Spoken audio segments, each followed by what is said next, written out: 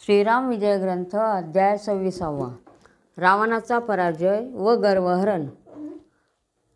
वक्रतुंड महाकाय सूर्यकोटी समप्रभ निर्विघ्नं कुरु मे देव सर्वकार्येषु सर्वदा. गणनाथ गणपती रविशुक्र बृहस्पती. श्रीराम विजय ग्रंथ प्राकृतवाणी प्रवर्तते.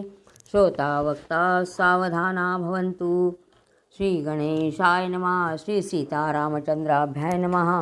जय जय सौभद्रकारके भवानी मूलपीठ अयोध्यावासिनी आदिमायेची कुलस्वामिनी प्रणवरूपिणी रघुनाथे. नारद व्यास वाल्मिक विरिंची अमरेंद्र सनकादिक वेदशास्त्रे सहस्रमुख कीर्ती गाती अंबे तुझी. सुग्रीव नळ निळ जांबुवंत बिभीषण आणि अंगद हनुमंत तेही दिवटे नाचती समस्त प्रताप दीपिका घेऊनी. 18 पद्मे वानरगण त्या भूतावळीया संगे घेऊन सुवेळा चळी येऊन गोंधळ मांडिला स्वानंदे.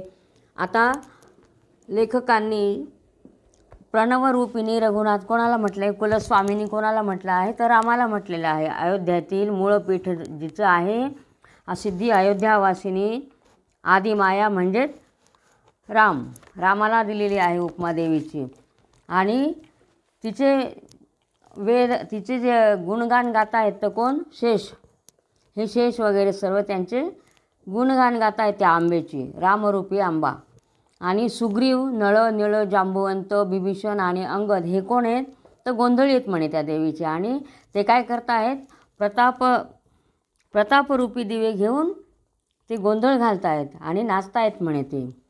18 पद्मे वानरगण त्या भूतावळ्या संगे घेऊन सुवेळा चळी येऊन गोंधळ मांडिला आनंदे. तर त्यांनी सुवेळाला येऊन गोंधळ घातलेला आहे जणू काही, अशी उपमा दिलेली आहेत. रणमंडळ ते होमकुंड द्वेषाग्नी प्रज्वळता प्रचंड राक्षस बस्त उदंड आहुती माझी पडता तिथं. तर रणमंडळ काय आहे, रणभूमी हे काय आहे, होमकुंड आहे. आणि त्याच्यामधला जो अग्नी आहे तर तो कोणता आहे, द्वेषाचा अग्नी आहे. आणि त्यांच्यामध्ये आहुती कोणाची देत आहेत तर राक्षस जसे काही बोकड आहेत, बस्त म्हणजे बोकड मोठे मोठे आहेत, त्यांचे बळी देत आहेत म्हणे. देवांतक नरांतक महोदर प्रहस्त अतिकाय घटस्त्रोत इंद्रजित आणि दशवक्त्र आहुती समग्र देती ह्या. तर कोणाची, देवांतक नरांतक प्रहस्त महोदर घटस्त्रोत्र म्हणजे घटोत्कट हे कुंभकर्ण, घटस्त्रोत्र म्हणजे कुंभकर्ण, इंद्रजित आणि रावण यांची आहुती द्यायची म्हणे सगळ्यांची. निजदास दिवटा बिभीषण अक्षयी लंकेशी स्थापून निज भक्ती जानकी घेऊन मूळ पीठ अयोध्येशी जाशील. तर तुझा दास कोण आहे तर बिभीषण हा तिथला दास आहे म्हणे. आणि त्याला लंकेच्या राज्यावर स्थापन करून तुझी जी भक्ती करते ती कोण, जानकी तुझी भक्ती करते, तिला घेऊन तू कुठे जाशील, मूळ पीठाला म्हणजे अयोध्येला जाशील. असे हे उपमा दिलेले आहेत सगळ्या. हनुमंत दिवटा तुझा बळे पुच्छपोत पाजळी क्षणात लंका जाळिली केली होळी बहुसाल. तर त्यांच्यातला आणखी एक हा दिवटा कोण आहे म्हणजे गोंधळी कोण आहे तर हनुमंत. त्यांनी कशाची ज्योत पाजळली तर प्रत्यक्ष शेपटीचीच टेंबा पाजळलेला आहे म्हणे त्यांनी. ऐसे तुझे दिवटे अपार त्या माझी दासानुदास श्रीधर तेने राम विजय दीपिका परिकर पाजळली यथामती. असे जे तुझे गोंधळे आहेत हे दिवटे पाजळतात तर त्यांच्यामध्ये श्रीधर नावाचा जो हा गोंधळी आहे तर त्यांनी रामविजय नावाचीच हे पाजळलेली म्हणे दीपिका म्हणजे टेंबा पाजळलेला आहे. आणि त्यांनी सगळ्यांसाठी कल्याण केलेलं आहे. बाळ भोळे भक्त अज्ञान प्रपंच रजनीत पडले जाण त्यास हे ग्रंथ दीपिका पाजळून मार्ग सुगम दाविला. तर कशासाठी ही रामविजय दीपिका पाजळलेली आहे की भोळे भक्त जे आहेत, श्रोते जे आहेत ते अज्ञानी आहेत तर त्यांनी प्रपंच सागरामध्ये डुबू नये, तर संसाररूपी सागरातून तरून जावं म्हणून हा त्यांना मार्ग दाखवण्यासाठी हा ग्रंथ पाजळलेला आहे. असो पूर्वाध्यायी रामलक्ष्मण इंद्रजिते नागपाश घालून आकळले मग वायुदेवे येऊन सावध केले सेवेची. मागच्या अध्यायामध्ये रामलक्ष्मणांना आणि माकडांना सुद्धा सर्पांनी हे केलं होतं, सर्पपाशामध्ये बांधलं होतं इंद्रजिताने. आणि वायुदेवाने कानात येऊन सांगितलं की गरुडाचा मंत्र जपायचा. मग गरुड आल्यानंतर त्यांना मुक्त झालेले आहेत ते सगळे. गरुडाला पाहून सर्प सगळे निघून गेलेले आहेत. यावरी तो रणरंगधीर प्रतापार्क श्री रघुवीर धनुष्य सजोनी सत्वर वाट पाहे शत्रूची. आणि मग रामाने सज्ज झालेले आहे धनुष्यबाण घेऊन. तो कोट्यानुकोटे वानरगण सिंहनादे गर्जती पूर्ण तेने लंकेचे पिशिताशुन गजबजले भयची. आणि कोट्यांच्या कोटे वानरांचा भूभुत्कार ऐकून सगळे लोक आणि राक्षस आहेत जे तिथले सैनिक आणि ते राक्षस सगळे गडबडले आहेत जरा. त्यांना चलबिचल झालेले आहेत ते. निर्मळ देखोनी श्रीरामचंद्र उचंबळला वानर समुद्र भरते लोटले अपार लंका दुर्गपर्यंत पै. तर लंकेचा जो कोट केलेला होता तिथपर्यंत यांची सगळे सैन्य गेलेलं आहे. राम आणि वानर सगळे आले तिथून. सगळा समुद्र आलेला आहे जसा वानर रूपी असा उपमा दिलेली आहे. उचलोनी पाषाण पर्वत कपी भिरकाविती लंकेत राक्षसांची मंदरे मोडित प्रळय बहुत वर्तला. राक्षसास सांगती समाचार दुर्गासी झगटले वानर रणी उभे राम सौमित्र शशीमित्र जयापरी.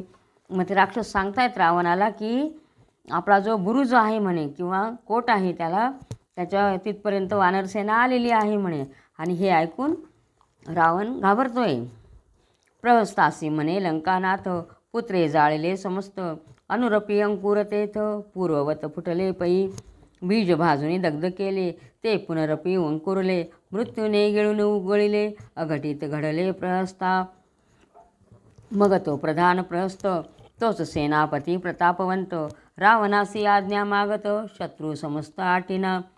तर म्हणे हे जेवढे मारले तेवढे परत येत आहेत म्हणे वानर. जसं काही एखादं बीज भाजून हे केलं जमिनीत पुरलं तरी त्याला अंकुर फुटलेले असंच झालेलं आहे म्हणे. असं रावण म्हणतोय त्या प्रहस्ताला. कायसे ते नरवानर माझे केवी 6 तीशर ऐसे ऐकता विंशित नेत्र परमसंतोष पावला. म्हणे काय माकडं आहेत म्हणे हे. मी एवढं बाण मारतो तरी ते सहन करतायत म्हणे. उत्तम वस्त्रे भूषणे प्रहस्पासी दिधली रावणे तयासी गौरवून म्हणे विजयी होई रणांगणी. तर आता प्रधानाला पाठवलेलं आहे युद्धाला. स्वामी गौरवी स्वमुखे करुण धन्य धन्य तोची दिन असो 20 औक्षोहनी दळ घेऊन प्रहस्त प्रधान निघाला. तर स्वामींनी आपलं कौतुक करावं याच्यासारखं भाग्य नाही म्हणे. आता तो प्रहस्ताचं कौतुक करतोय रावण. आणि 20 औक्षोहनी दळ दिलं त्याच्याजवळ सैन्यदळ. आणि निघाला येतो आता. चतुरंग सेना समुद्र उत्तरद्वारे लोटला समग्र तव अद्भुत सुटला समीर धुळीने नेत्र दाटले प्रहस्तरथीचा ध्वज उन्मळला शोणित चर्चित भुज खंडला. प्रहस्ता पुढे आणून टाकला निराळ पंथे पक्षांनी. तर त्याचा जो रथ होता त्याचा ध्वज खाली पडलेला आहे आणि त्याला काय रक्त लागलेलं आहे आणि तो पक्षांनी त्याच्या पुढे आणून टाकलेलं आहे त्या प्रहस्तापुढे. त्याला अपशकुन होता येते. मनात दचकला प्रहस्त परी विजयश्रीने होय वेष्टित अपशकुनांची ते खंत टाकून या चालला. मनात घाबरला आहे तो काय अपशकुन होत आहेत म्हणून. पण तरी त्याच्या मनामध्ये विजयश्री प्राप्त करायची होती विजय प्राप्त करायचा होता म्हणून ते सगळं मागे टाकून दिलं. जाऊ द्या झालं आणि चालला आहे पुढे. दृष्टी देखोनी राक्षसभार सिंहनादे गर्जती वानर तेने दुर्गाचे हुडे समग्र येऊ पाहती धरणीये. आणि मग बघता येते ते वानर सिंहनाद करताय जणू काही. दोन्ही दळे एकवटली संग्रामाची झड लागली शस्त्रास्त्रे तये काळी यामिनी चरवर्षिती. आणि मग युद्ध सुरू झालेलं आहे आणि राक्षस त्यांच्यावर शस्त्र टाकतायत माकडांवर. क्षणप्रभा नभो मंडळी तेवी असिलता झळकती ते काळी गदा पाश शक्तिशुळी खोचती बळे कपिते. तर ते कशाने मारत होते तलवारी होते त्यांच्याजवळ गदा पाश आणि शूळ हे सगळे त्यांच्याकडे साहित्य होतं शस्त्र होते त्यांच्याकडे राक्षसांकडे आणि ते माकडांना टोचत होते मारत होते. साहून वानरांचा मार कपिसेनेवरी अपार पिशिताशन निवार येऊन या कोसळती. माकडांचा महार सहन करून पण ते राक्षस त्यांच्यावर येऊन येऊन आदळत होते. तव ते प्रतापी मित्र हरिगण पर्वत वृक्ष आणि पाशान बळे देती भिरकावून होती चूर्ण रजनीचर. जैसा अग्नी लागे पर्वती त्यावर पतंग असंख्य झेपावती. तैसे राक्षस मिसळती वानर चमूत येऊन या. जसं अग्नी लागलेला आहे त्याच्यावर पतंग पडतायत त्याप्रमाणे राक्षस वानरांच्या सेनेमध्ये येऊन मिळत होते आणि वानर त्यांच्यावर दगड पाषाण काय काय भिरकावत होते. वानर चतुर रण पंडित तीही निशाचर आटले बहुत. मग तो सेनापती प्रहस्त रथलोटी वायू वेगे. आणि मग ते वानर पण युद्ध करत होते आणि हा आता प्रहस्त आलेला आहे, वायू वेगाने आलेला आहे. जैसी पर्वती वीज पडतं तैसा कपिता आला अकस्मात. बाण सोडिले अद्भुत नाही गणती तयासी. तव तो बिभीषण लंकापती बोलता झाला रामाप्रती.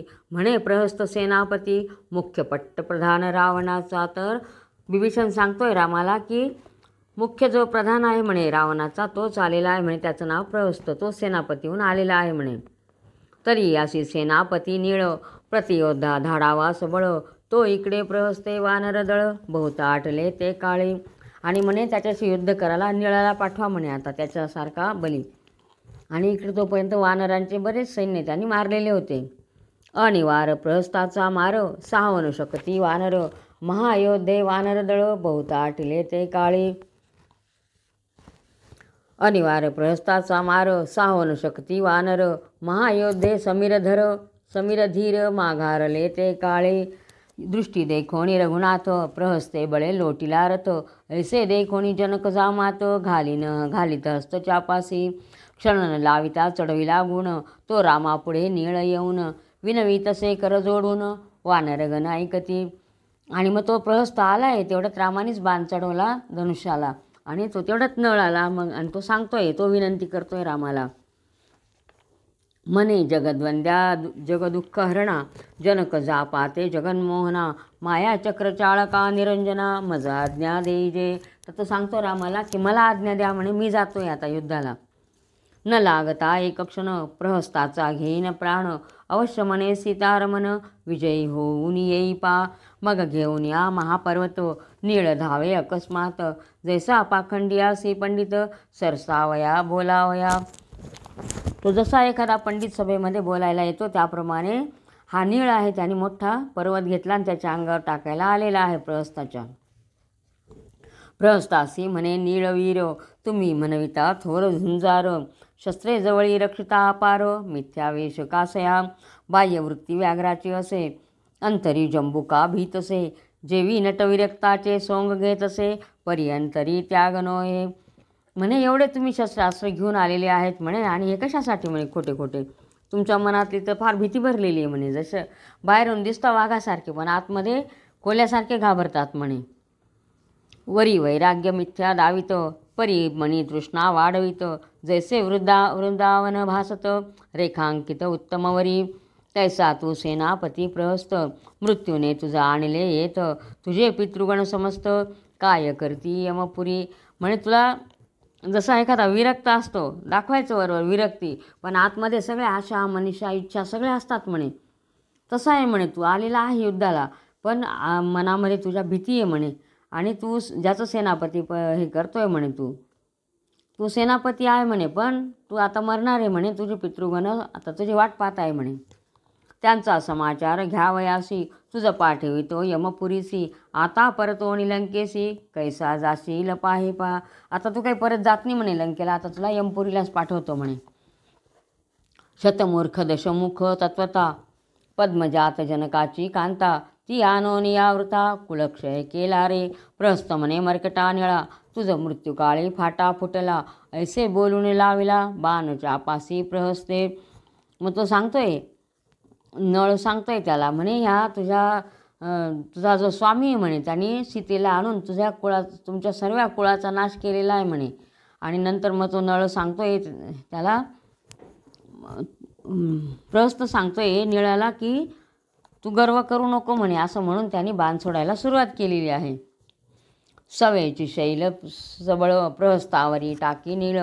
त्याने फोडून तत्काळ पिष्टवत केला पै. त्यांनी बाण मारले आणि याने हे टाकले त्याच्या अंगावर दगड वगैरे टाकून फोडून टाकले, ते तोडून टाकले बाण. एकामागे एक अद्भुत निळे टाकिले शतपर्वत, तितुकेही छेदी प्रहस्त. सीतानाथ पाहत असे.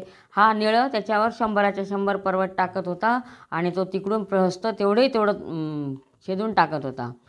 प्रहस्ताचे बळसबळ सर्वांगी खिळला वीर नीळ, परी तो वैश्वानराचा बाळ. भिडता मागे सरेना, दोघांचं युद्ध चालू आहे आता. या उपरी तो नीळ दक्ष, शतयोजने ताडवृक्ष, मोडून धावे जेवी विरूपाक्ष. कल्पांत काळी शोभला. मग त्यांनी 100 योजने लांब असा ताडाचा झाडा मोडून आणलेला आहे त्या निळाने.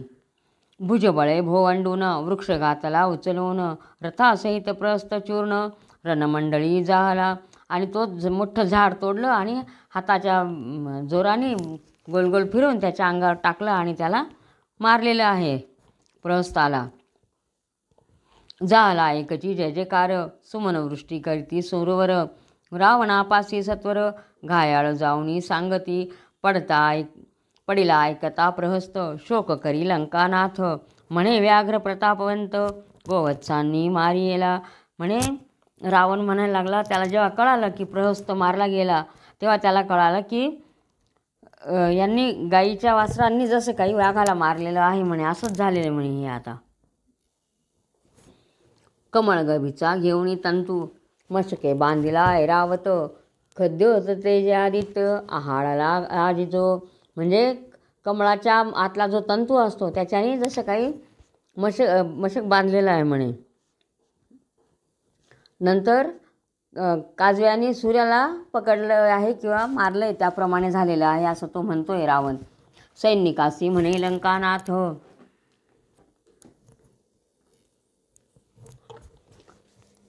सेना सिद्ध करावी त्वरित. आज मी युद्ध करणे अद्भुत, जिंकिने रघुनाथ कपिसी. गाव निशाणी दिधले सत्वर, दणानले लंकानगर. कोट्यानुकोट्ये महावीर, सिद्ध झाले शस्त्रास्त्री. तर तो म्हणतोय आता मीच जातो म्हणे युद्धाला आणि रामाला जिंकून घेतो म्हणे. तो लंकापतीची पट्टराणी, मंडोदरी विवेक खाणी. तिचे दूत सभास्थानी, परमधूर्त बैसले होते.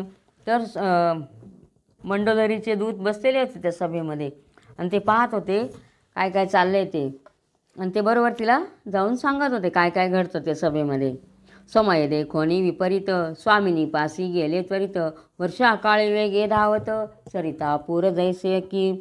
जसा वर्षा ऋतूमध्ये नदीला जोरात पटकन अचानक पूर येतो त्याप्रमाणे ते लगेच पटकन उठले आहेत आणि आपल्या स्वामिनीला म्हणजे मंडोदरीला सांगायला गेलेले आहे काय चाललंय ते. शरासनापासून सायक धावती त्वरे करुण, की असता जाता उष्ण किरण. पक्षी आश्रमा धावती. जसं धनुष्याला बाण लावल्यानंतर तो बाण किती वेगाने जातो, किंवा संध्याकाळी सूर्यास्ताला गेल्यावर पक्षी आपापल्या घरट्याकडे कसे धावतात त्याप्रमाणे ते सेवक गेलेले आहेत मंडोदरीकडे, अशा ह्या उपमा दिलेल्या आहेत. तैसे स्वामिनी पासी येऊन, पाणी जोडून करती नमन. मग अधोदृष्टीने वर्तमान, सांगती सकळ सभे. ते तिच्यापाशी गेले, हात जोडले आणि सांगतायत खाली मान घालून. रणी पडला प्रहस्त प्रधान, मनोनिया दशानन. सकळ सेना सिद्ध करुणी, आताची निघे संग्रामा. म्हणे प्रहस्त पडला म्हणे रणांगणामध्ये, आता रावण स्वतः निघतोय म्हणे असं सांगतायत तिला ते सेवक. ऐसा समाचार ऐकोणी, मंडोदरी लावण्य खाणी. जिच्या स्वरूपावरुणी रतीवर ओवाळी जिते. जिची मुख शोभा देखोणी, विधुबिंब गेले विरुणी. चंपक कळिका गौरवर्णी, त्याहुनी बहुत सुकुमार. तर अशी सुंदर अशी दिसायला ती चंद्रासारखं मुख असलेली ती आलेली आहे मंडोदरी. अंगीची प्रभा अत्यंत, तेने अलंकार शोभत. की त्रिभुवन हिंडोनी रतिकांत, श्रमोनी येथे विसावला. तर तिच्या अंगाची इतकी प्रभा पडलेली होती, तिच्या अंगावर अलंकार दिसत होते शोभून, की जसं काही मदनच तिथं तिच्या याच्यामध्ये आलेलं आहे बुवा असं. इतकीशी सुंदर होती दिसायला. हास्य करिता कौतुके, दंत तेजे मंदिरी झळके. बोलता रत्ने अनेके, भूमीवरी विखोरती. तिचे दात असे, ती जेव्हा हसायची तेव्हा तिचे दातसुद्धा सुंदर असे दिसत होते. अंगीचे सुवासे करुण, कोंदले असे अवघे सदन. तडी डंबर वेष्टिले पूर्ण, सुवास मृदू निर्मळ. आणि तिचे वस्त्र होतं ते कसं होतं, विजेसारखं चमकत होतं. चपळेचा प्रकाश पडे तैसी झळकती हातीचे चुडे 20 नेत्र होऊन वेडे रावणाचे पाहती. तिच्या हातामधल्या बांगड्या होत्या त्या कशा होत्या, रत्नजडीत आणि त्या चमकत होत्या. ते लावण्य सागरीची लहरी दूत वार्ता ऐकोणी मंडोदरी. सुखासनी वय सोनी झडकरी सभेशी चालली तेव्हा. तर मग तिने ते ऐकलं आणि येते ती सभेमध्ये. सभोवते दासीचे चक्र जाणविती नाना उपचार. सवे माल्यवंत प्रधान चतुर बहुत वृद्ध जाणता. आणि ती अशी पालखीमध्ये बसून चाललेली आहे. तिच्या भोवती दासी आहेत सेवा करायला. आणि ती आलेली आहे तिथं रावणाच्या सभेत. अति आणि अतिकाय कुमार जैसा पार्वतीची स्कंद सुंदर. किशची जवळी जयंत पुत्र अतिकाय शोभे तैसा.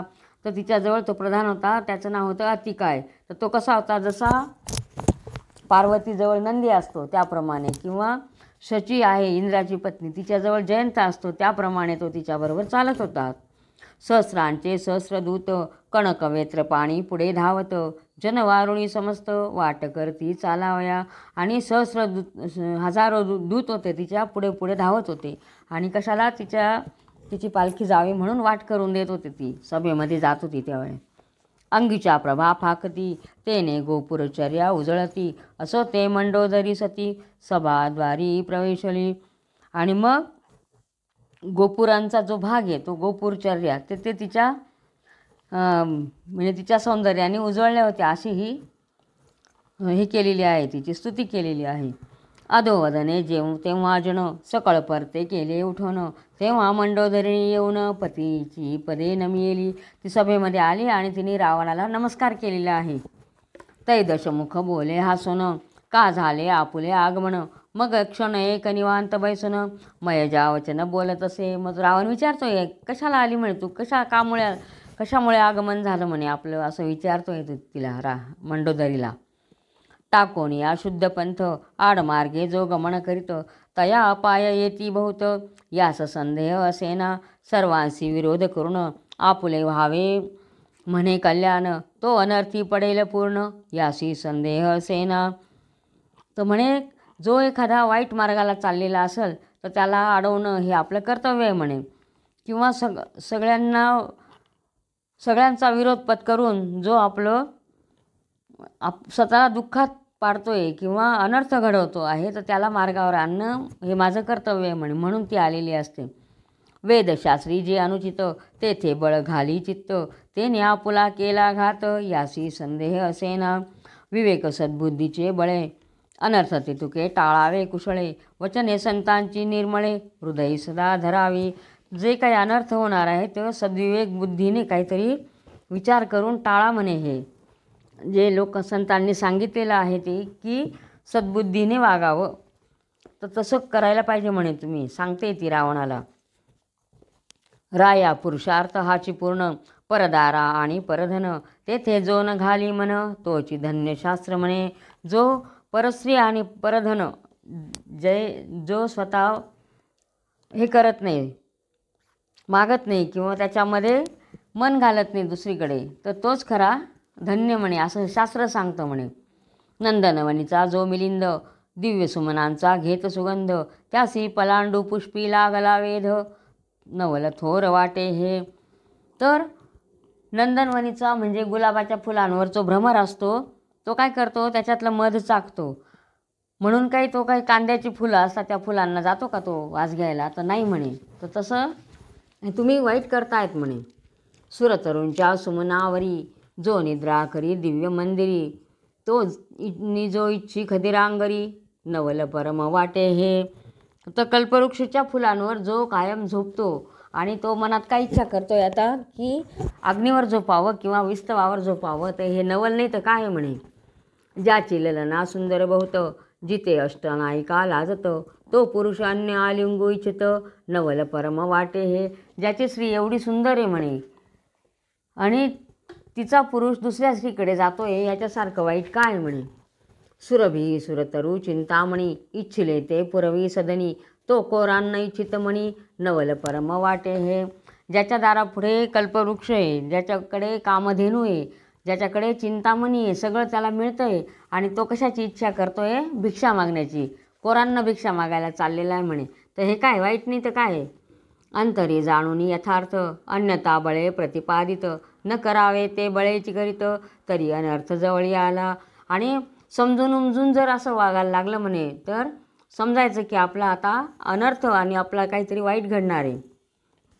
मी जाणता पूर्ण सर्वज्ञ ऐसा पोटी वाहे अभिमान स्वयशत मूर्खा होनी न्यून कर्म आचरे बळेची. मला सगळे कळतं, मी सगळ्यात हुशार आहे, मला सगळं येतं, असं सर्व अभिमान जो करतो म्हणे तो शतमूर्खाहून मूर्ख म्हणे, असं ती सांगते रावणाला. याची लागी तू लंकेश्वरा कामासी कदा नेदी थारा कामासंगे थोर थोरा अनर्थी पूर्वी पाडिले. तुमचा स्वामी त्रिनेत्र त्याचा शत्रू काम अपवित्र तो तुम्ही केला मित्र तरी चौमावर क्षोभला. तर म्हणे जे काही कामाच्या आहारी गेलेले आहेत, ज्यांनी हे असं काही मनात आणलेलं आहे तर त्यांचा निपातच झालेला आहे म्हणे. आणि तुमचा जो स्वामी आहे कोण? तो शंकर, त्यांनी कामाला जाळून टाकलेलं आहे म्हणे, म्हणजे मदनाला जाळून टाकलेलं आहे आणि तुम्ही तेच करतायत म्हणे. मग तो शंकर तुमच्यावर कोपणार नाही का म्हणे. स्मरा रे मित्र रामचंद्र त्यासी सख्य करा साचार मग तो संतोष होनी कर्पूर गौर अक्षयी पद देईल. आणि त्याचा जो स्वामी आहे म्हणजे शंकराचा स्वामी, तो शंकर स्वतः रामाची उपासना करता आणि तुम्ही जर रामाला शरण गेले तर शंकराला सुद्धा आनंद होईल आणि तो संतोष होऊन मनाने हे तुम्हाला अक्षयी राज्य देईल म्हणे, तो कधीच न भंग पावणारा असं. सीता परम पतिव्रता हे रामापासीच बरी गुणभरिता कलह कल्लोळ सरिता आणि का गृहा येतात येता हे. तर ही भांडण रूपी लाटा असलेली नदी आहे म्हणे ही सीता, ही तुम्ही आणलेली आहे म्हणे, तर चांगलं होईल का म्हणे. ती रामाची पत्नी आहे, रामाकडेच पाठवून द्या म्हणे. हे काळा नळीची तीव्र ज्वाळा शने जाळील ब्रह्मांड माळा लंकेसी आणिता क्षयकुळा करील आमच्या निर्धारे. तर ही सीता कशी आहे? प्रलयाग्नीची ज्वाळा आहे म्हणे ही, हिला तुम्ही आत्ताच देऊन टाका नाही तर आपल्या कुळाचा नाश होईल म्हणे. सहस्रार्जुने नेऊनी बळे राया तुम्हा बंदी रक्षिले त्यास भृगुपतीने मारिले त्यासही जिंकिले राघवे. तो सहस्रार्जुने म्हणे त्याला तुम्ही बंदीखान्यात टाकलं, पण त्यालासुद्धा परशुरामांनी मारून टाकलेलं आहे म्हणे. आणि त्या परशुरामांना कोणी जिंकलं आहे तर रामानी, त्याला त्याच्याबरोबर परशुरामाबरोबर पण युद्ध केलेलं आहे म्हणे. ऐसा बळिया रघुनंदन जेने जळी तारिले पाषाण तरी त्यासी सख्य करून अपणाधीन करावा. तर समुद्राला दगड टाकून ज्यांनी पूल बांधून तो इथपर्यंत आलेला आहे तर त्याला तुम्ही जवळ करा म्हणे, असं ती घडी सांगते. हिरण्यकश्यपा नाटोपे हरी प्रल्हाद जन्मला त्याचे उदरी तेने सख्य करुणी मुरारी आपणाधीन पै केला. हिरण्यकश्यपू प्रल्हादाला त्रास द्यायचा आणि मग त्याचा वध कोणी केला? शेवटी नरसिंहानेच केला, म्हणजे रामाचाच अवतार तो, असं ती सांगते त्याला. चिरंजीव करुणी कुलवळली जगी कीर्ती वाढविली तैसा राम सखा ये काळी करुणी वाढवा सत्कीर्ती. तर प्रल्हादाने आपलं कुळाचा उद्धार केलेला आहे आणि जगामध्ये कीर्ती त्याला प्राप्त, त्याचं नाव निघतंय म्हणे अजूनसुद्धा. तसं तू सुद्धा रामाला जवळ करून घे आणि आपली कीर्ती वाढव, असं ती मंडोदरी रावणाला सांगते. तू मास धरिले ज्या वाळीने तो जेने निवटला एक बाणे त्यासी आता सख्य करणे म्हणे धरुणी हे गोष्टी. ज्या वाळीने तुम्हाला धरून नेलं होतं त्या वालीला सुद्धा रामाने एकाच बाणाने मारलेलं आहे, तर अशा रामाला जवळ करा. भक्ती वेगळा रघुनाथ तुम्हास वैष्णव हे यथार्थ सीता देऊनी सीताकांत आपण अधीन करावा. जाही पुरुषार्थ करुणी सुरांचे मुकुट पाडिले धरणी ते राक्षस पाडिले रणी कोट्यानु कोट्ये पाया. त्याचा पराक्रम एवढा मोठा आहे म्हणे, तर एवढे मोठे मोठे राक्षससुद्धा त्यांनी पाडलेले आहेत म्हणे. महाबळी भक्तराज परम तेने वश केला पुरुषोत्तम तैसाच तुम्ही श्रीराम आपण अधीन करावा. तर बळीराजा म्हणे तर त्यांनी सुद्धा विष्णूला आपल्या ह्यात करून घेतलेलं आहे आणि कृपा संपादन केलेली आहे म्हणे. तसंच तुम्ही श्रीरामाला शरण जा आणि त्याची भक्ती करा. यावरी म्हणे दशकंधर प्रिये बोलिसी सारांशोत्तर तरी मी पुरुषार्थी राक्षसेश्वर राम कदा न करी मित्र. तर म्हणे ठीक आहे म्हणे, तो सांगतोय, रावण म्हणतोय तिला, तू जे बोलते ना त्याच्यामध्ये सार आहे म्हणे, काहीतरी तथ्य आहे, पण मी सुद्धा राक्षसांचा राजा आहे म्हणे, राक्षसेश्वर म्हणे मी, आणि पराक्रमी आहे म्हणे, मी काही रामाला शरण जाणार नाही. आता जाऊनी समरांगणी, नर वानर आटीन रणी, तेव्हा तू ऐकशील करणी, पुरुषार्थ माझा कैसा ते. आता मी जातो लढाई करायला, वानरांना आणि नरांना म्हणजे मनुष्यांना मारून येतो म्हणे मी, आणि माझा काय तो पराक्रम आहे तो आता तू कानाही ऐकशीलच म्हणे. कैलास हालविला भुजबळे, बंदिस सकळ देव घातले, आता पाहे शिरकमळे, शत्रूची आजी आणीन. मी कैलासा हातांनी एवढा हलवलेला आहे म्हणे, कैलासासारखा पर्वत मी हाताने हलवलेला आहे, आणि बंदीखान्यामध्ये सगळ्या देवांना ठेवलेले आहे म्हणे, आणि आता बघशीलच तू त्यांची शिरा आणतो म्हणे मी रामलक्ष्मणांचे.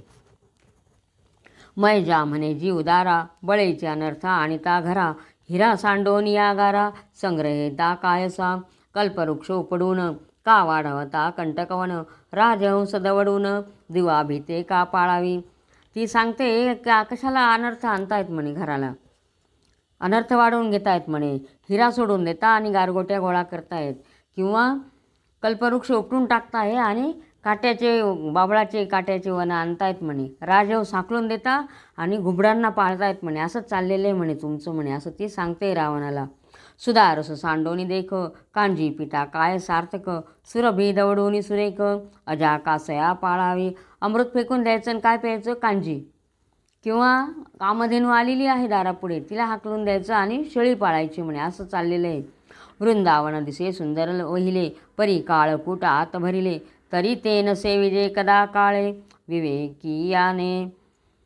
हे वृंदावन म्हणजे एक प्रकारचं फळ आहे, ते कडू फळ आहे म्हणे, ते आणायचं, ते खूप वरून छान दिसतं, पण ते आणलं ना तर त्याच्यामधून काय निघतं, तर विष निघतं म्हणे.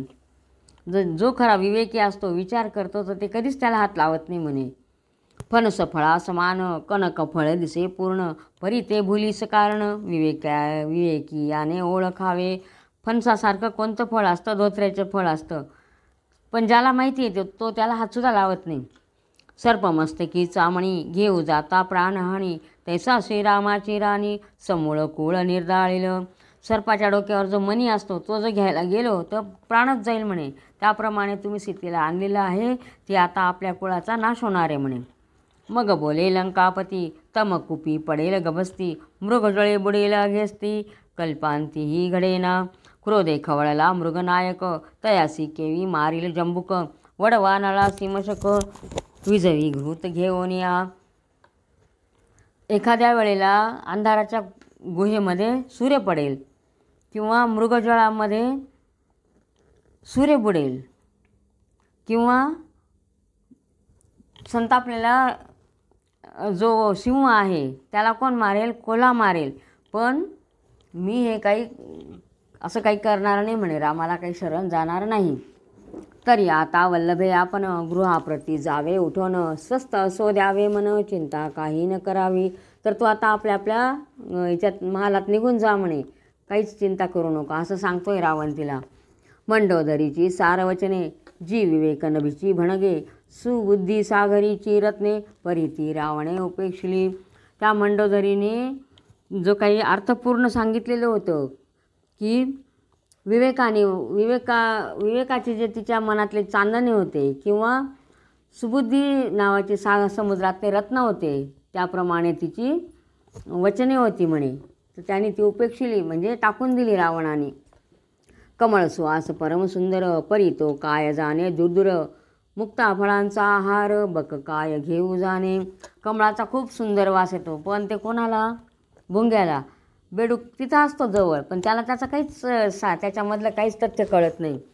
किंवा मुक्ता फळांचा आहार आहे, ते कोण खातं, राजहंस, बगळे खातील का, तर नाही, मुक्ता फळांचं म्हणी. कस्तुरीचा अत्यंत सुवास, जरी परी काय सेव जाणे वायस, तत्वविचार मद पियास, काय व्यर्थ सांगून. कस्तुरीचा सुगंध आहे, तो ज्याला आवडतो तोच घेऊ शकतो, कावळे घेतील का, तर नाही. किंवा खूप मोठा तत्त्वज्ञानी सांगतोय तत्त्वज्ञान, पण ते कोणापुढे, एखादा दारू पिणारा आहे त्याला जर सांगितलं तर काही उपयोग आहे का, तर नाही. तसं जन्मांदा पुढे नेऊनी व्यर्थ काय रत्ने ठेवून, की उत्तम सुस्वर गायन बधिरा पुढे व्यर्थ असे. पतिव्रतेचे धर्म सकळ जारिनीस काय सांगोनी फळ, धर्मशास्त्र श्रवण रसाळ वाट पाड्यासी कायसे. जन्मांदे त्याच्या पुढे हिरा ठेवला किंवा सुंदर गाणारा आहे पण ऐकणारा बहिरा आहे, काय उपयोग आहे का, तर नाही. त्याप्रमाणे किंवा पतिव्रतेने कसं वागलं पाहिजे हे एखाद्या वाईट चालीच्या बाईला जर सांगितलं तर काय उपयोग आहे का, तर नाही. त्याप्रमाणे आणि तुमच्याजवळ खूप वेदशास्त्र पुराणं येत आहेत तुम्हाला, पण एखादा चोर आहे त्याला सांगितलं काय उपयोग येतं, काहीच नाही. तसं तैसे मयजेची उत्तरे उपेक्षिली पौलिस्ती पुत्रे, मग ते पतिव्रता त्वरे निजगृहासी चालिली. त्याप्रमाणे मंडोदरीचं बोलणं रावणाने उपेक्षून दिलेलं, ऐकलेलं नाही आहे तिचं, आणि ती चाललेली आहे निघून मग तिच्या महालामध्ये. चित्ती झोबला चिंताग्न गोड न वाटे भोजन शयन, भूषणे भोगविलास संपूर्ण ओसंडून टाकले, तिला काहीच गोड लागत नव्हतं. असो संग्राम संकेत भेरी परम धडकल्या ते अवसरी, दशकंठ सहपरिवारी युद्धालागी निघाला. आणि मग तेवढ्यात मग तिने काय ऐकलं, युद्धाच्या ज्या तुताऱ्या वाजतात किंवा संग्राम भेरी असतात त्या वाजत होत्या युद्धाच्या, आणि त्या ऐकल्या आणि तो निघालेला आहे रावण आता युद्धाला. सवे प्रधान आणि कुमर, कोणाला घेऊन चाललेला आहे, सगळ्यांनाच घेऊन चालला. सहपरिवार म्हणजे मुलं प्रधान बाकीचे सेनापती सगळे घेऊन चाललेला आहे. सवे प्रधान आणि कुमर अवघा लंकेतील दळभार, निघता झाला पार सेना समुद्र ते काळी, लंकेची सकल महाद्वारे उघडिली तेव्हा एकसरे, दळ चालिले थोर गजरे जेवी प्रळय समुद्र फुटे. त्यांचा दळभार एवढा होता की चारी सगळे दारं उघडलेले आहेत आणि तिथून समुद्र जसा काही समुद्र चाललेला आहे वा इतका सैन्याचा असं वाटत होतं. पायदळ निघाले अपार पर्वता समान प्रचंड वीर, कासा घातिल्या विचित्र अभेद्य कवचे अंगी. तर पाय घोळ असे टाईट असे कपडे घातलेले आहेत आणि अंगामध्ये कवच म्हणजे जसे काही चिलखतीसारखं कवच घातलेले आहे त्यांनी. अपाद मस्तकपर्यंत खेटके विशाळ झळकत, असिलता शक्ती कुंत बहुत शूल तोमर आयुधे. तर त्यांचे शस्त्र काय काय होते, खेटक, आणखीन काय असिलता म्हणजे तलवारी, शूळ तोमर जे काय त्यांचे जे आयुध होते त्यांचं वर्णन केलेलं आहे. लोहार गळा खड्गे मुद्गल कोयते काटिंबे गदा विशाळ, इतके त्यांचे शस्त्र चाललेले आहेत आता. फरश यमद्रष्टा भेंडी माळ घेऊन चपळ धावती, इतके त्यांचे शस्त्र होते, घेऊन पळतायत ते पायदळ. तयान पाठी विचित्र लोटले तुरुंगांचे भार, की ते अश्वरत्नांचे भांडार एक सरे उघडले. पुढे पायदळ चाललं, नंतर घोडदळ चाललेले आहे. तर ते घोड्यांचे आता कोणत्या कोणत्या प्रकारचे घोडे होते त्यांचे वर्णन केलेलं आहे. असंख्य अश्व श्याम सुंदर पुच्छ पिवळे आरक्त खूर, डोळे ताम्रवर्ण सुंदर तिन्ही लोकी गती जया, असे घोडे होते. सूर्यरथी जो चिंतामणी त्याची वेगे क्रमती अवणी, एक निळे पिवळे हिंसती गगनी प्रतिशब्द उठताती. तर कसे होते, कोणाचे पिवळे खुर होते, कोणाचे डोळे लाल होते, कोणाचे श्यामसुंदर असे काळ्या वर्णाचे घोडे होते, आणि कोणाचा जो जसा काही सूर्याच्या चिंतामणी झळकतो त्याप्रमाणे पिवळे होते आणि हिंसत होते, खिंकाळत होते ते. एक पारवे परमचपळ एक माणिका ऐसे तेजाळ, सावळे निळे शुभ्र चपळ चांदणे पडे अंग तेजे. कोणी पारव्या रंगाचा होता, कोणी निळा होता, कोणी माणिकासारखा होता, कोणाच्या पांढरा असं चांदणं पडले असं वाटत होतं. असे ते घोड्यांचे प्रकार दिलेले आहेत. एक सिंहमुख सुंदर चकोरे चंद्रवर्ण सुकुमार, क्षीर केशर कुंकुम शेंदूर वर्णाचे एक धावती. कोणाचं तोंडा सिंहासारखं, कोणाचं चंद्राकृती असे दिलेले आहेत. जांभूळ वर्ण परमचपळ हे जंबूद्वीपीचे निपजती सकळ, क्रौंचद्वीपीचे श्वेत वैगाळ शशिवर्णा सहासतपै, शाल्मद्वीपीचे सुकुमार शाकलद्वीपीचे विचित्र विचित्र, नागद्वीपीचे परिकर कुशद्वीपीचे सबळपै, पुष्करीचे जे श्यामकर्ण ते उदकावरी जाती जैसे पवन. श्यामवर्णाचे घोडे, जबडा अरुंद आखुडमान ते बदक श्याम निघाले, रणांगणी परमधीर ते अरबी वारू सुंदर, अरबी वारू पण होते. कपिश चंचळ सुकुमार समरे धीर धरती जे. तर वानरांप्रमाणे चपळ असे ते पण होते घोडे. खगेश्वरा समान गती, गरुडासारखी पण एकाला गती काहींना गती होती. पक्षांऐसे अंतरिक्षी उडती, खुणामिती प्रवेशती, पवनासारखे परदळी. तर पक्ष्यांसारखे पण उड्डाण करत होते ते घोडे. अशा घोड्यांच्या हे दिलेल्या आहेत, त्यांनी स्तुती केली, सगळ्या केलेल्या आहेत, वर्णन केलेलं आहे. जैसी का आला तश चक्रे, तैसे रावती फिरती त्वरे, असी लता झळकती एकसरे, चपळायशा तळपती. आणि मग तलवारी पण तळपत होत्या. अश्वखड्ग रावत पूर्ण, तिहींचे होय एकमन, रावणाचे तैसेची सैन्य पूर्ण, असंख्य वारू वाहिले. आणि मग हे तर सैन्यांचं होतं आणि रावणाचे पण तसेच होते, घोडे वगैरे भरपूर होते ते. अश्वपंजरी पाखिरले, खुगीर घातलेले, बहुत अलंकार घातिले रत्नखचित, विशाळ मुक्त घोष झळकत, जाती नाचत रणभुंगी. तर त्या घोड्यांवर हे खोगीर घातलेले होते आणि जसे काही ते नाचतच चाललेले आहे बा, त्यांच्या गळ्यात माळा वगैरे होत्या. नेपुरे गरजती चरणी, पुढील खूर्ण लागती अवनी, रत्नखचित मोहाळी वदनी, चपळे समान झळकती. तर इतके जोरात पळत होते की पुढचे पायच त्यांच्या जमिनीला टेकत नव्हते. आणि त्यांच्या लगाम जो होता तो रत्नजडित लगाम होता म्हणे. वज्रकवचेसी बळीवंत, वरी आरुढले चपळ राऊत, त्यांचे पाठीसी उन्मत्त, गजभार किंकाळती. नंतर घोडदळानंतर हत्तींवरचे जे सैन्य होतं त्यांचं वर्णन केलेलं आहे आता. जैसे ऐरावतीचे सूत, चपळ श्वेत चौदंत, झुली घातल्या रत्नजडित, पृष्ठ उधरी आवळले. तर ऐरावत होते ते म्हणजे हत्ती होते, तर त्यांच्यावर त्यांचे जे दात होते 4-4 दातांवाले हत्ती होते, त्यांच्या अंगावर रत्नजडित अशा झुली टाकलेल्या होत्या. वरी रत्नजडित चंवर डोल, ध्वज भेदती निराळ, घंटा वाजती सबळ, चामरे थोर रुळती पै. तर हे घातलेले होते त्यांच्यावर, ध्वज खोचलेले होते आणि अंबारी होत्या सर्व, आणि त्यांच्या चालताना त्यांच्या घंटा वाजत होत्या त्या हत्तींच्या. वरी गजाकर्षक बैसले, सुवर्णचंचुवत अंकुश घेतले, संकेत दाविता चपळ बळे, परचमू तमिसळती. तर अंकुश कसं होतं त्यांच्या हातामध्ये, जे बसलेले होते त्या अंबारीमध्ये माऊत, तर ते त्यांच्या हातात काय होतं, गरुडाच्या चोचीसारखा अंकुश होतं त्यांच्या हातामध्ये. त्यांचे पाठी दिव्य रथ, आता त्या हत्तींच्या मागे रथ आले आहेत. त्यांचे पाठी दिव्य रथ, चपळे ऐसी चक्रे झळकत, वरी ध्वज गगन चुंबित, नाना वर्णी तळपती. तर ते रथांचं वर्णन केलेलं आहे. धनुष्य शक्ती नाना शस्त्रे, रथावरी रचिली अपारे, कुशल सुत बैसले धुरे, वाघदोरे हाती घेऊन या. तर धनुष्य आणि निरनिराळे शस्त्र ठेवलेले होते त्यांच्या रथावर, आणि त्यांचे जे सारथी होते ते कसे होते, कुशल होते, रथ चालवण्यामध्ये पारंगत होते ते, आणि हातामध्ये ते घोड्यांचे लगाम धरून हाकता येते, रथ हाकलता येते सगळे. असो सुवेळ पंथे अपार, चालिले चतुरंग दळभार, तेने रणवाद्ये परमघोर, एकदाची खोंकाती, शशीवदन भेरी धडकती, वाटे नादे उलेल जगती, शंख वाजता दुमदुमती, दिशांची उदरे ते धवा.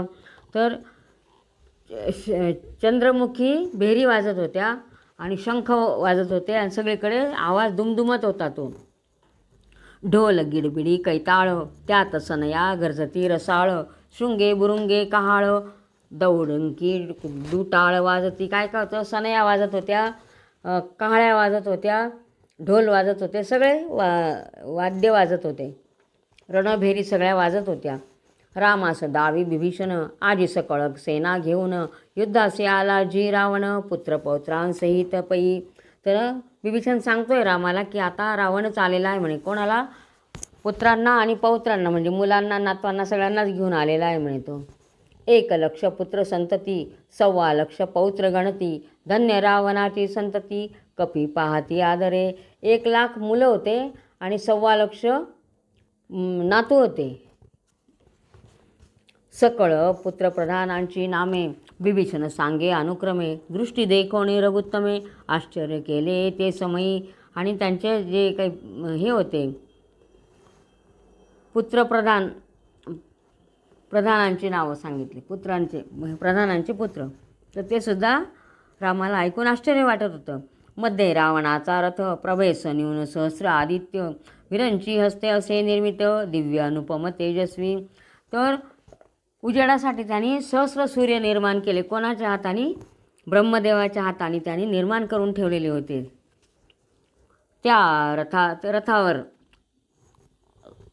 त्या रथास जोडीस दुजा रथ नसे त्रिभुवनी कोठे यथार्थ. त्यावरी मंडोदरी कांत दिसे मंडित वस्त्राभरणी. तर त्या रथाला अजून दुसरा रथ जोडलेला होता आणि त्याच्यावर रावण उभा होता आणि वस्त्रालंकारांनी युक्त असा तो. वरी त्राहाटिली दाही छत्रे झळकती चामरे मित्रात पत्रे. ऐसे जे कोणी मित्रपुत्रे द्विजी अधर रगडिले. सगळे ते आश्चर्य करत होते त्या रावणाला बघून. असा तो शोभायमान वस्त्राभरणांनी अलंकरणांनी युक्त असा आलेला होता तो. शत्रूचे वैभव अगाध देखुनी सुग्रीवा नावरे क्रोध. ऐको निवारणाचा शब्द जैसा मृगेंद्र हुंकारे. आणि हे शत्रूचं वैभव पाहून सुग्रीवाला काही रागावरला गेला नाही. आणि जसं काही हत्ती दिसल्यावर सिंह धावतो त्याप्रमाणे तो आलेला आहे तिथं.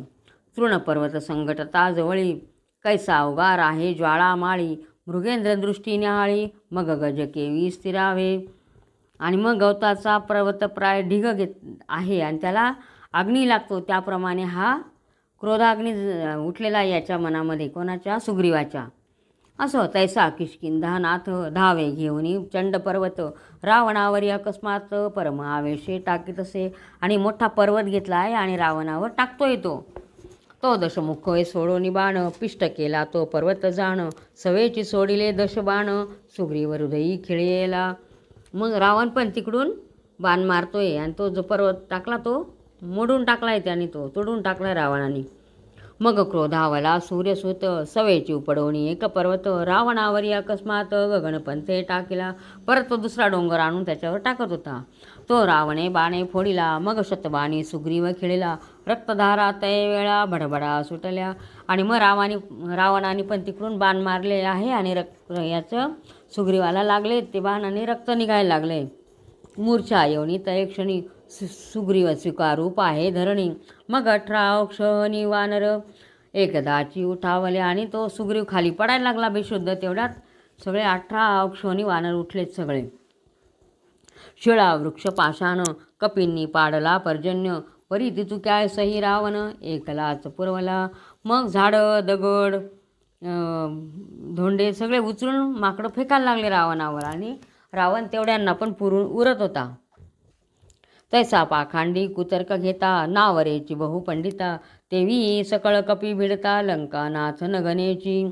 असंख्यात सोडून ईश्वर घाई जर्जर केले वानर.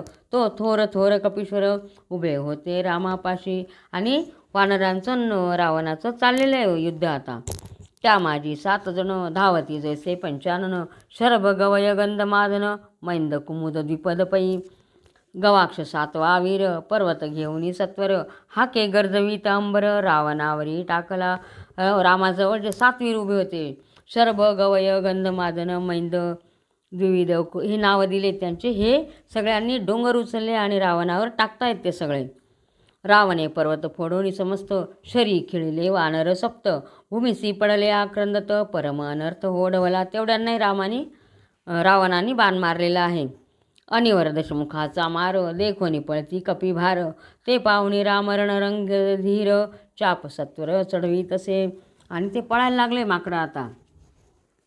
तव विनवी उर्मिलापती माझे बाहू बहु स्फुरती. आज्ञा द्यावी मदप्रती शिक्षा लावी न दशमुखा. तेवढ्यात रामाने धनुष्याला बाण लावला. पण लक्ष्मण म्हणे आता माझेच भाऊ स्फुरण पावतायत म्हणे, मीच जातो म्हणे याचं युद्ध करायला याच्याशी. अवश्य म्हणे रघुनंदन सौमित्रे सज्जोन या धनुर्बाण. जैसा गजावरी उठे पंचानन रावणा सन्मुख लोटला. मग लक्ष्मण आलेला आहे त्याच्याशी युद्ध करायला रावणाशी. म्हणे रे तस्करा दशमुखा बुद्धिहीना शतमूर्खा. आणून या जनक कन्यका निज कुळ क्षय केलासी. मूर्ख आहे म्हणे तू, बुद्धिहीने म्हणे तू काय केलेले असे त्याला चोरून आणलेले म्हणे आणि स्वतःच्याच कुळाचा नाश ओढवून घेतलेला आहे म्हणे, असा लक्ष्मण रावणाला सांगतोय. कृतांताचे दाडेसी सापडलासी निश्चयसी. आता कोणीकडे पळसी जीव घेऊन माघार. आता कुठे पळशी म्हणे तू. ऐसे बोले लक्ष्मण तो विशाळ पर्वत घेऊन. धावे निराळोद्भवनंदन द्विदशनेत्रावरी ते धवा. आणि मग हनुमंत मोठा हे घेऊन आलेला आहे, याच्यावर रावणावर डोंगर घेऊन आलेला आहे, मोठा पर्वत. जैसी कडकडोनी पडे चपळा, तैसा पर्वत रावणावरी टाकला. रावणे फोडोनी ते वेळा, पिष्ट केला अंतरिक्षी. तोही पर्वत रावणाने फोडून टाकलेला आहे. तो रथावरी चढला हनुमंत, रावणे झाडिली सबळ लाथ. मूर्छना सावरून वायुसुत, उसने घेता जाहला. रावण हृदयी ते काळी, कपिने वज्रमुष्टी दिधली. रावणासी गिरकी आली, मूर्छा सावरी सवेची. आणि मग हनुमंत त्याच्या रथावर चढून बसला, रावणाला लाथ मारली. रावणाने पण मारुतीला मारलं. रावण खाली पडायला लागला, मारुती मूर्छा येऊन पडायला लागला. असं त्यांचं युद्ध चालू आहे. मग सबळ एक मुष्टीघात, मारुतीसी मारी लंकानाथ. तो विशाळ घेऊन पर्वत, नळ वानर धाविनला. मग मारुतीला बुक्का मारला आणि तिकडून मग नळ आला, तो मोठा पर्वत घेऊन आला. पर्वत टाकीला रावणावरी, तेने पिष्ट केला तो अंबरी. नळ खिळीला पंचशरी, हृदयावरी ते धवा. तो नळे केले अद्भुत, मंत्र जपे ब्रह्मदत्त. कोट्यून कोटे नळ तेथ, प्रगट झाले ते धवा.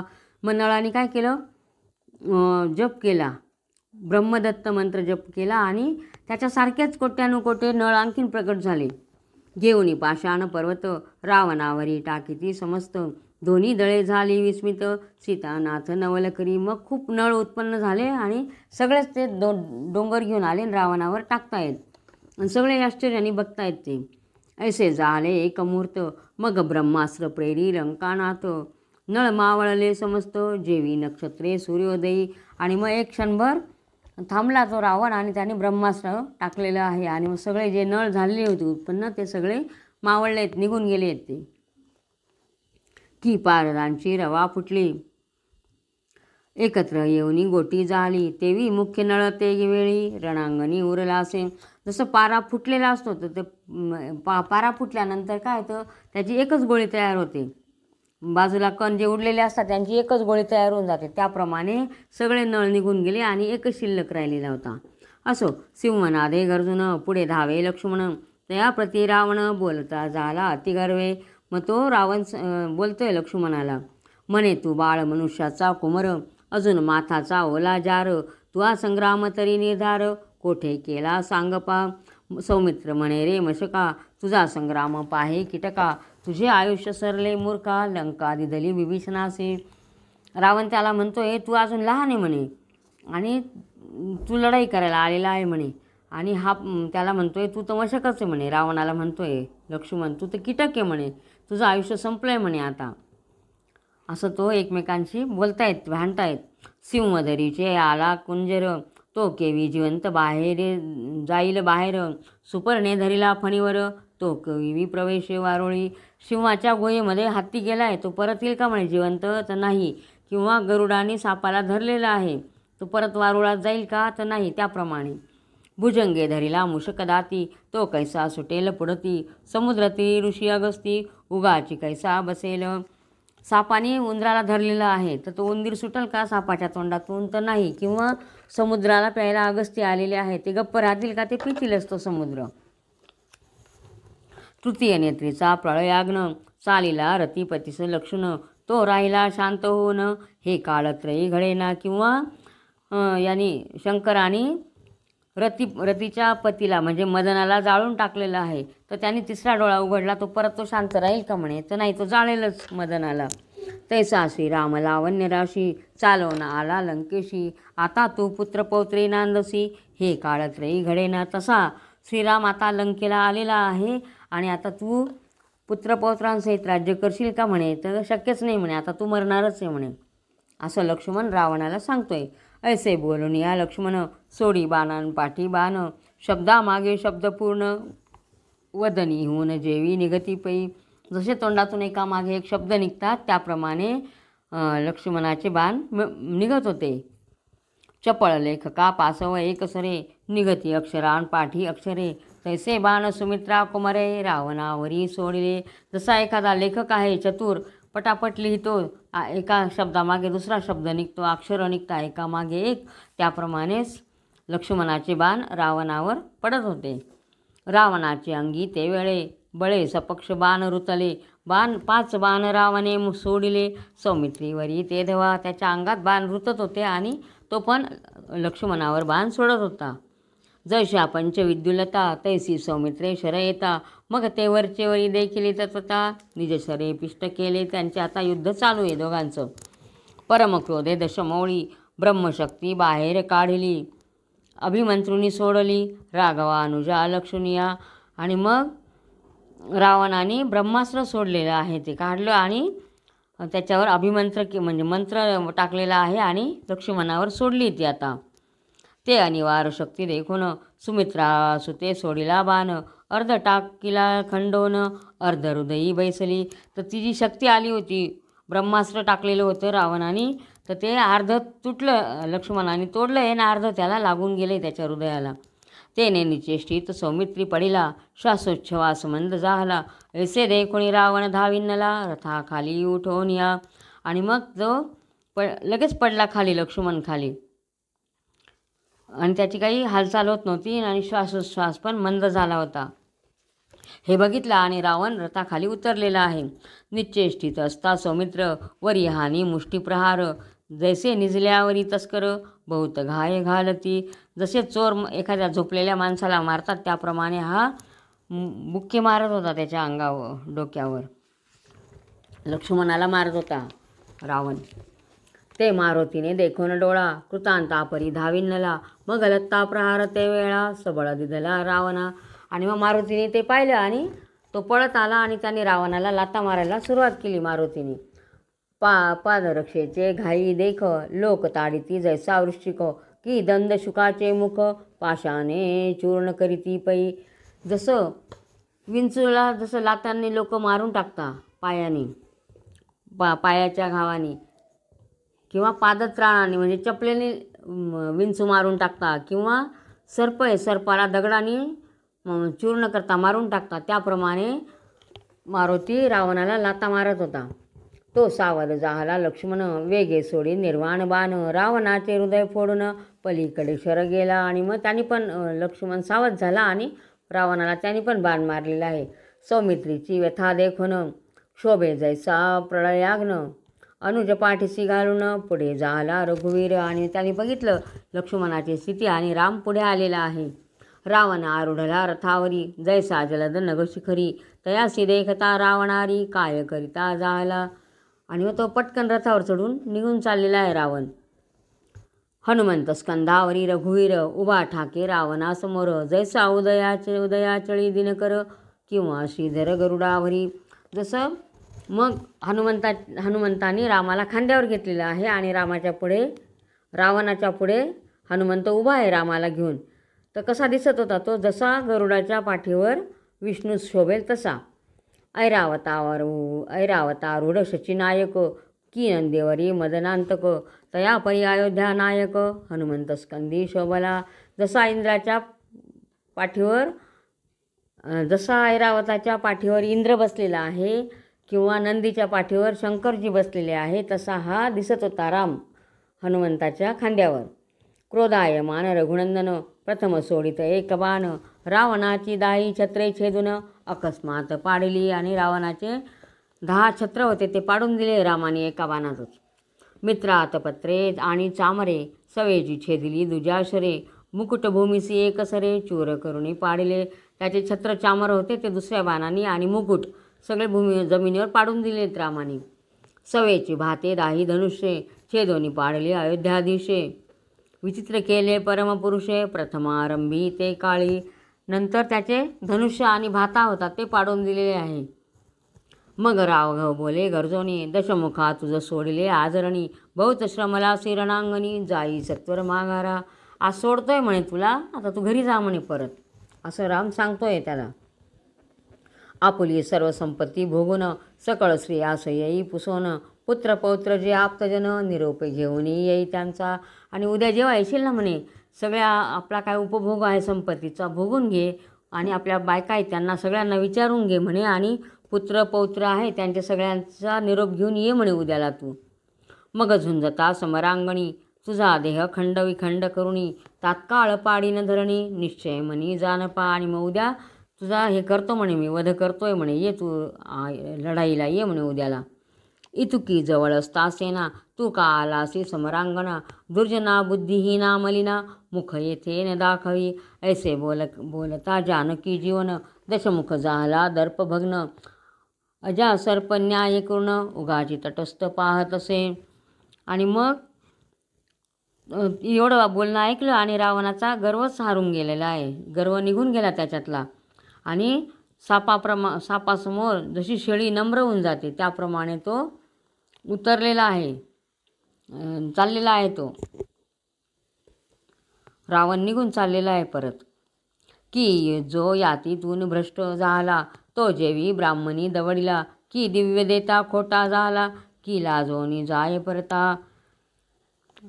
असे आता नाना प्रयत्न करून कुंभकर्णासी उठविल रावण, की ती कौतुक कथा पुढे गहन, श्रवण करोत पंडित. आणि खाली मान घालून चाललेला आहे तो रावण, घरी चाललेला परत त्याच्या राज्यामध्ये. आणि पुढच्या अध्यायामध्ये आता तो कुंभकर्णाला उठवणार आहे. ती कथा पुढच्या अध्यायात आहे. स्वस्ती श्रीराम विजय ग्रंथ अंबर, नाना दृष्टांत भणगे सुंदर, तेथे उदय पावला रामचंद्र, निष्कलंक अक्षयी. असा हा श्रीराम विजय ग्रंथ म्हणजे एक प्रकारचं आकाश आहे, अंबर आहे. आणि त्याच्यामध्ये जे नाना प्रकारचे दृष्टांत आहेत ते म्हणजे काय आहेत, सुंदर असे चांदणे आहेत म्हणे. आणि तिथं चंद्र कोण आहे, तर रामचंद्र हा कोण आहे, चंद्र आहे म्हणे त्याच्यामध्ये. ब्रह्मानंद श्रीरामचंद्र, जो निर्मळ नीळ शीतळ उदार, तेथे अनन्य श्रीधर चकोर, स्वानंदामृत सेवितसे. आणि तो चंद्र कोण आहे, तर श्रीराम आहे. आणि चकोर कोण आहे, श्रीधर हे स्वतःला चकोर म्हणता आहेत. आणि स्वानंदाचं जे अमृत आहे तर ते सेवन करता आहेत म्हणे जणू काही. स्वस्ती श्रीराम विजय ग्रंथ सुंदर, संमत वाल्मिकी नाटकाधार, सदा परिसोत भक्त चतुर, षडविंशतमोऽध्याय गोडा. श्रीरामचंद्रार्पणमस्तु. श्रीराम जय राम जय जय राम, श्रीराम जय राम जय जय राम.